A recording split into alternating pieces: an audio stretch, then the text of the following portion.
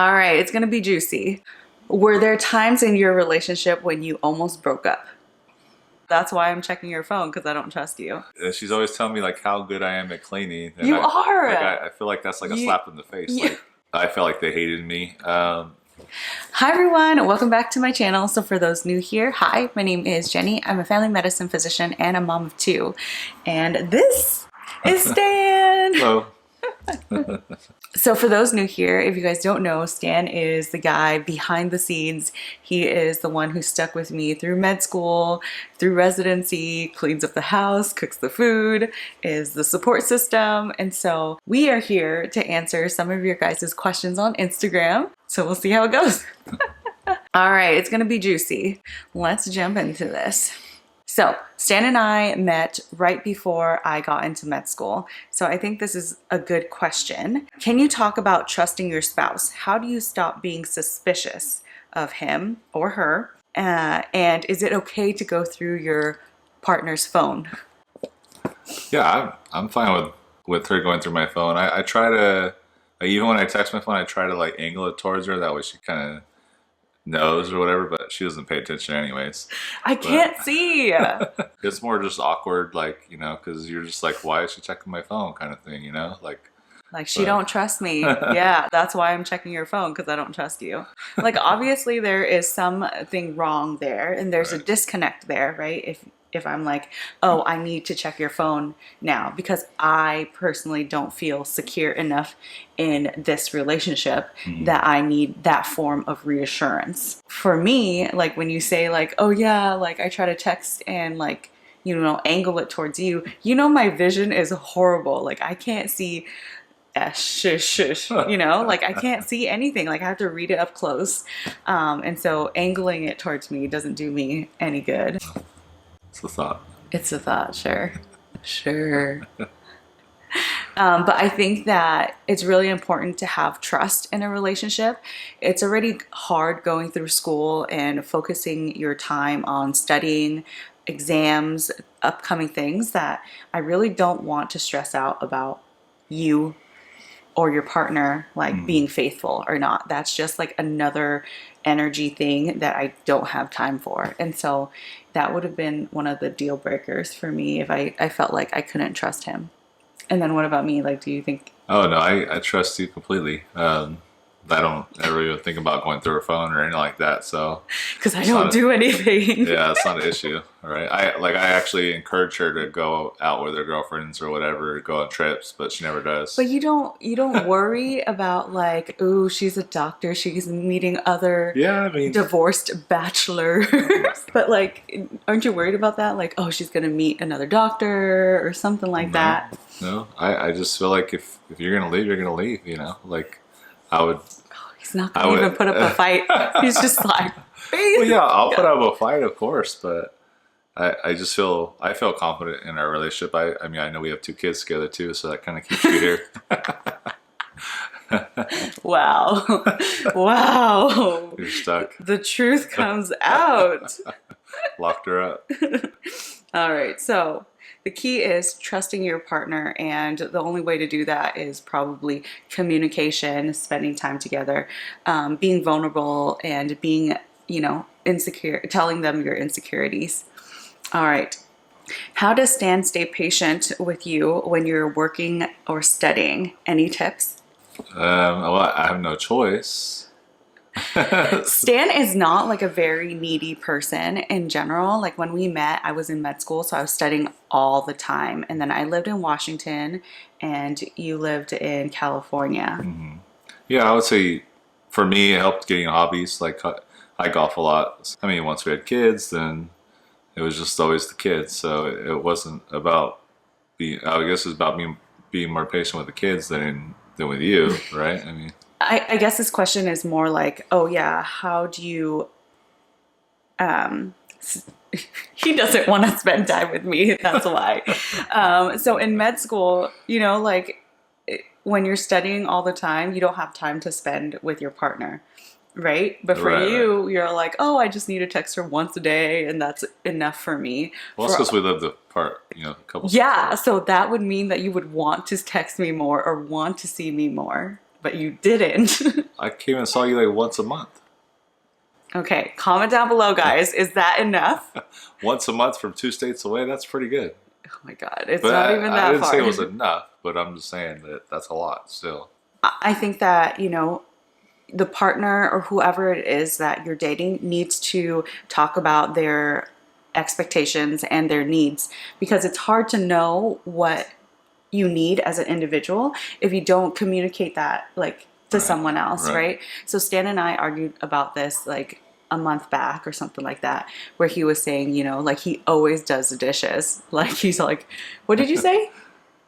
I don't know. I mean, I told you I don't like doing dishes, but No, you're like, you think I freaking like doing the dishes all the damn time because I do it, but I don't. Blah blah blah. What'd you say? I don't remember. And she's always telling me like how good I am at cleaning. And You are. Like, I feel like that's like a slap in the face. Yeah. Like, How is that a slap in the face? Like you're so good. It is a compliment. He's like super fast. Like I can spend like 30 minutes trying to clean up like this little spot in the house. And then he'll come downstairs like, look what I did. He's like, that's it. That's all you did. I'm just like, dude, it was hard for me. Like I just don't know how to do it as fast or as efficiently as you. Yeah, it's probably more efficient than fast. Yeah, like you're just more efficient than me. I don't know.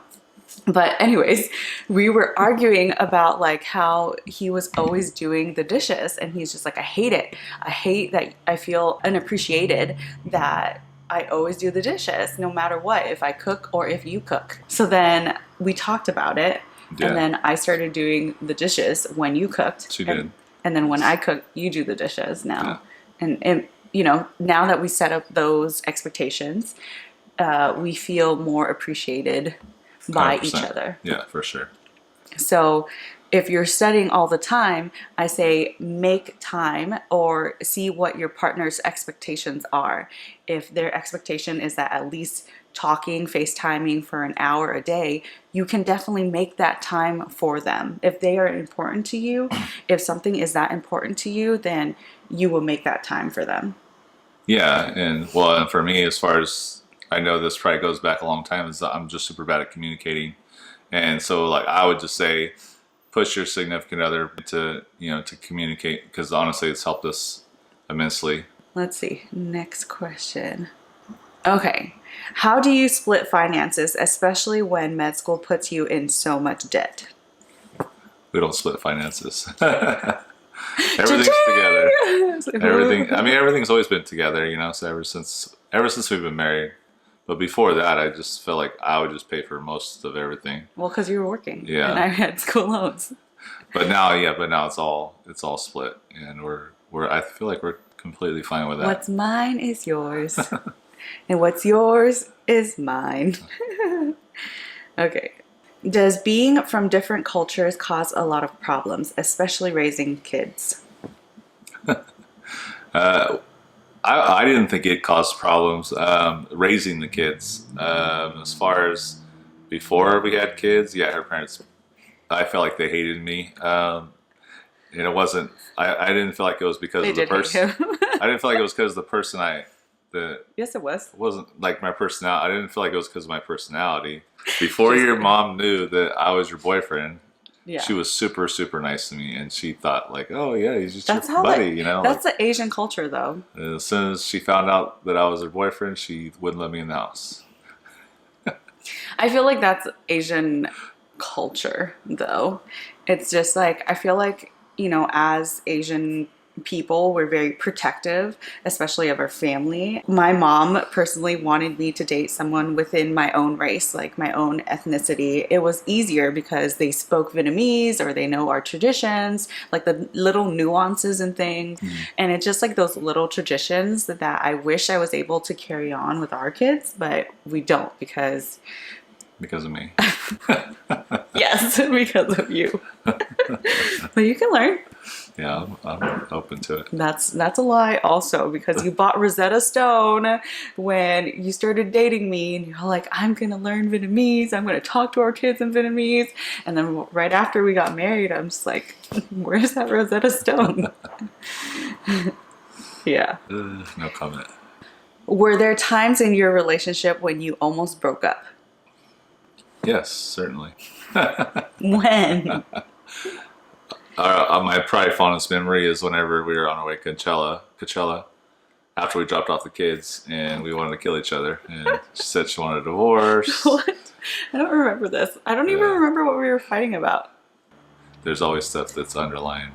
Yeah, so I think it was underlying for a long time. And then there's a point where we had Wyatt, and then I had like postpartum depression that wasn't very well, like, wasn't really well addressed. Like, I felt like I needed support in a way that I wasn't supported. Like, I felt very alone and lonely, and like I supposed to look at you as my partner, and at that time I felt like we were on totally different wavelengths or pages and just didn't Yeah. understand each other.